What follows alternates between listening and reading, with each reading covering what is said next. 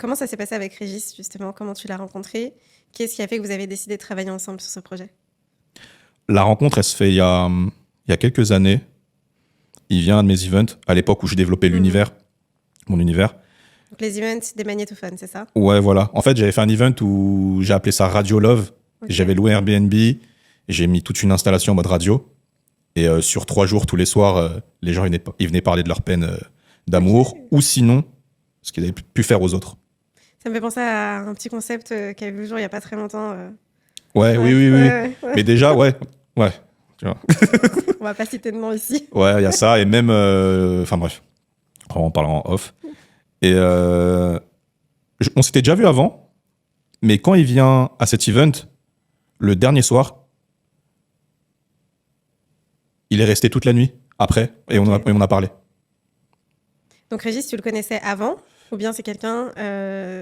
C'est un pote à moi, Mike, qui travaillait avec lui. Ok. Donc du coup, mon pote Mike parle de moi en mode ouais, je vais à l'event d'un pote et tout. Il fait ça. Mhm. Et en fait, quand il voit mon compte Insta, il regarde un peu ce que je fais. Il se dit ouais, c'est un truc de ouf ce qu'il fait et tout. Et la connexion, elle s'est fait comme ça. Ok. Et quand je fais l'event de la radio, on passe toute une nuit à parler ensemble. Et à partir de là, dans tout ce que je faisais, il était avec moi. Mais en mode consultant. Donc il voyait tout ce que je faisais, il était au courant de tout ce que je faisais. Ok, parce que déjà, du coup, tu avais déjà abordé avec lui justement ce sujet de la création d'une Non. agence? Jamais. Non. À quel moment tu t'es dit et il s'est dit, ok, on va monter cette agence ensemble? C'est lui, l'année dernière, exactement. Parce que moi, mes souvenirs, c'est toujours avec la météo. Et il faisait beau, donc Ok. c'était août-septembre. Ok. On était à Hôtel de Ville.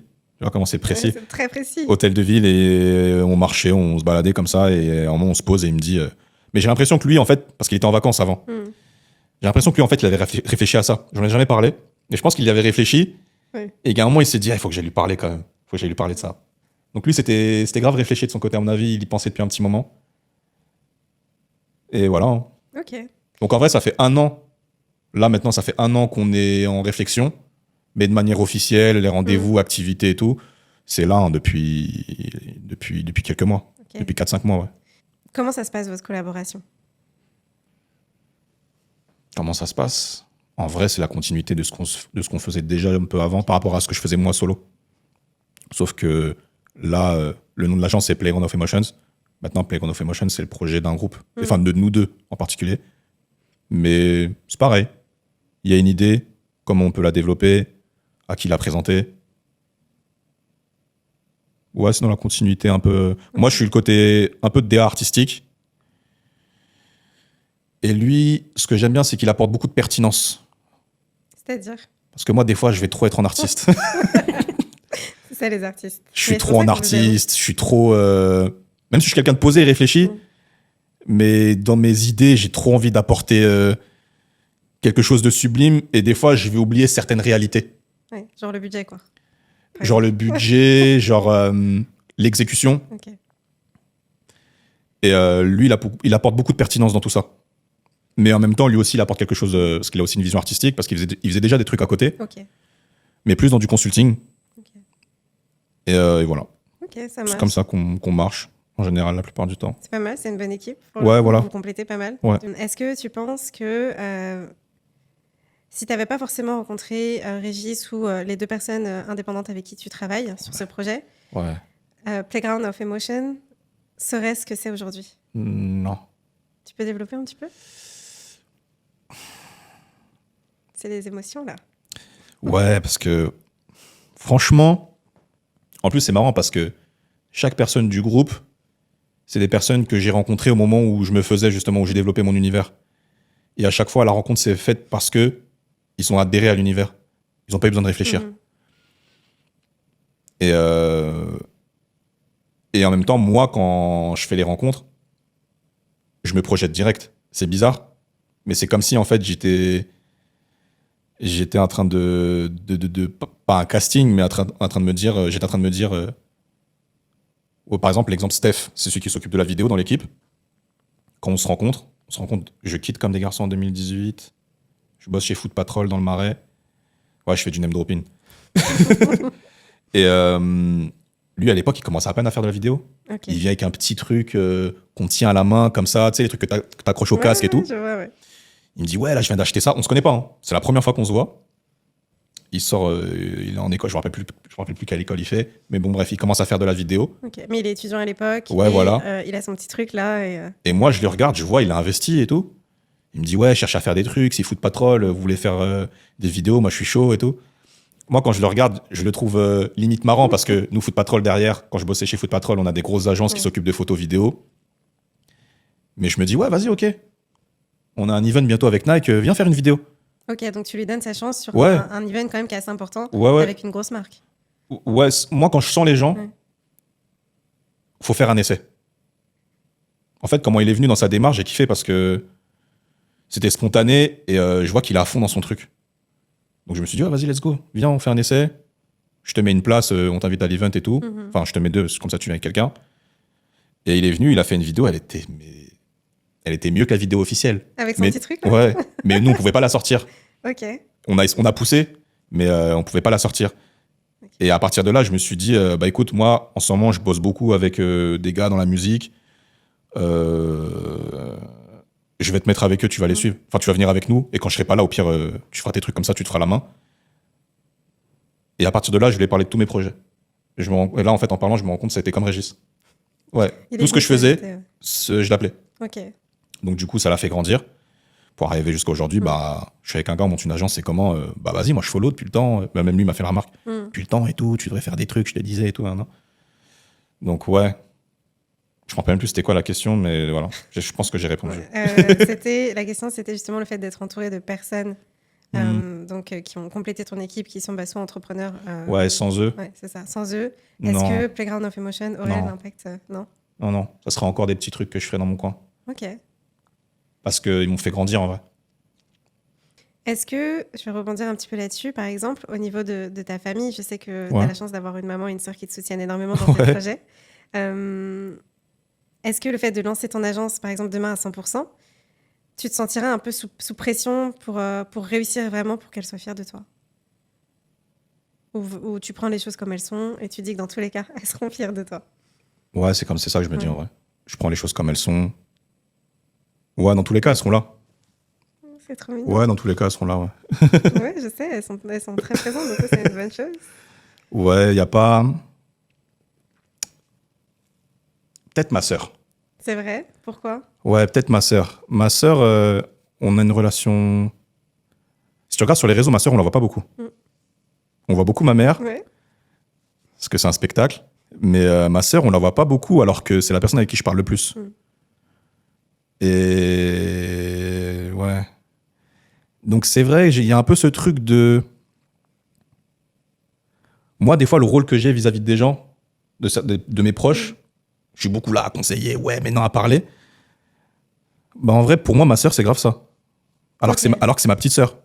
Donc, c'est ta conseillère? Ouais, du clairement. coup. Ok. Et tu penses que... Alors, décevoir, c'est un mot qui est fort, mais si demain, par exemple, l'agence n'arrivait pas au non, stade mais- où tu souhaitais, Hmm. tu penses que tu la décevrais? Ouais. C'est vrai? Mais pourquoi? En fait, je la décevrais si j'y vais pas à fond. Si je dors. Parce que j'ai trop dormi. Ça, c'est super intéressant. J'ai trop laissé le temps, j'ai trop dormi sur plein de trucs, j'ai donné trop d'énergie, de force et de ce que tu veux à beaucoup d'autres personnes qui ont monté leur projet, qui ont fait leur truc, pendant que moi je dormais, enfin que je faisais pas. Et du coup, si toi, tu devais être le grand frère de quelqu'un là aujourd'hui, Ouais. quel conseil tu donnerais justement à cette personne qui, je vais pas dire qui est là, qui dort, mais qui n'ose peut-être pas forcément, ou qui a un entourage qui n'est peut-être pas aussi motivé qu'elle à lancer des projets?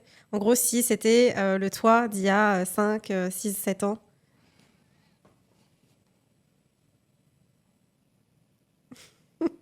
C'est vrai que j'aurais aimé avoir quelqu'un comme moi autour de moi, ouais, il y a quelques années. Mais sinon, comme ce que je dis à plein de gens autour de moi, en fait, juste vas-y, hein, fais les choses. Quelqu'un qui te dit, ouais, j'ai envie de me lancer dans l'entrepreneuriat, mais j'ai peur. Je sais pas, j'ai peur.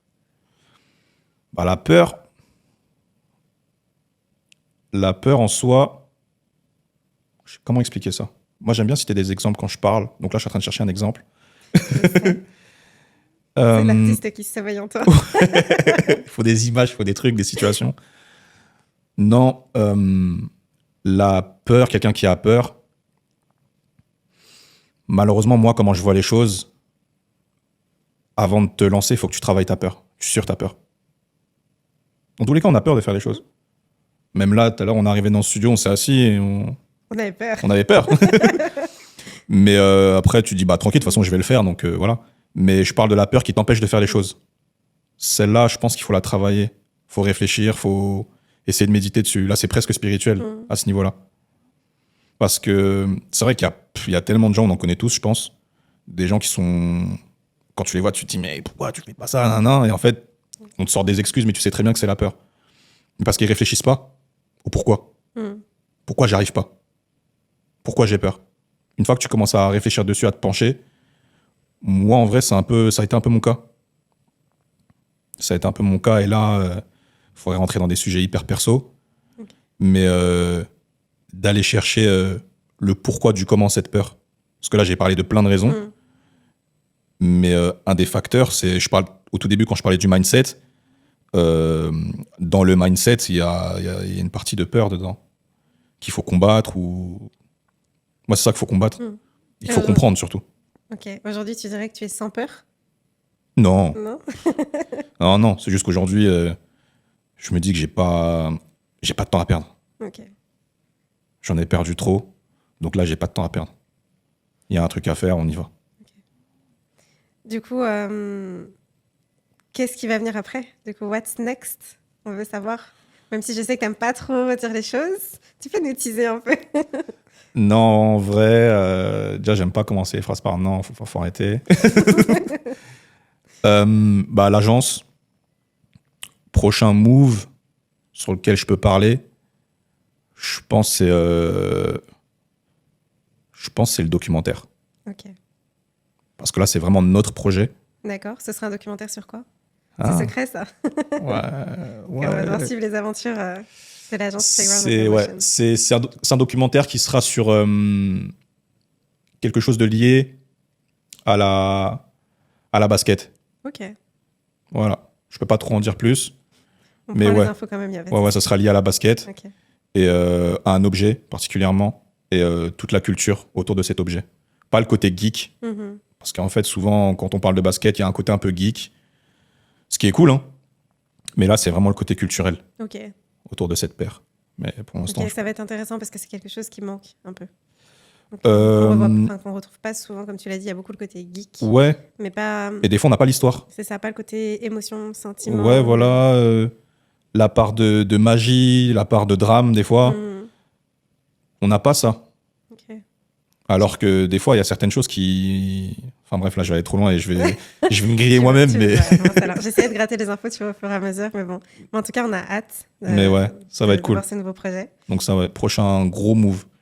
Après, ça se trouve, il y en a un autre, mais je le connais pas encore. C'est tout ce qu'on te souhaite, en tout cas, qu'il y ait encore plein de projets avec plein de marques, plein d'artistes à venir. Yes. Et que tu puisses aussi passer ce switch du 50-50 à 100-100. Ouais, clairement. C'est la target. Hein. Maintenant, c'est juste la forme. Comment ça va se passer? C'est juste ça. Ça va bien se passer, mais c'est juste ça. En fait, c'est les projets qui vont donner le tempo. Ok. Écoute, merci Gabriel d'avoir été avec nous du coup sur ce premier podcast. Let's go. C'était super intéressant d'en apprendre un petit peu plus. C'était grave cool de parler comme ça. J'ai jamais parlé autant de moi. On parle pas en général de ça. Donc, sur cette partie-là, en tout cas de moi, ouais. Je savais pas tout ça, tu vois. Enfin, on en avait parlé un petit peu, mais je connaissais pas tes